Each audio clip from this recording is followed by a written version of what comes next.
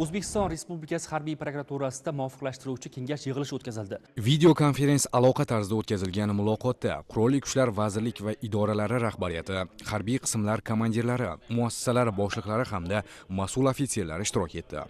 Kun tartibida joriy yilning o'tgan davrida qo'shinlarning qonun ustuvorligini ta'minlash, qonuniylikni mustahkamlash, huquqbuzarliklarning oldini olish borasidagi faoliyati ko'rib chiqildi. Prezidentimiz Qurolli Kuchlar Oliy bosh qo'mondoni tomonidan Xavfsizlik kengashining kengaytirilgan yig'ilishida belgilab berilgan topshiriqlar va vazifalar ijrosi doirasida amalga oshirilayotgan tadbirlar natijalariga alohida urg'u berildi.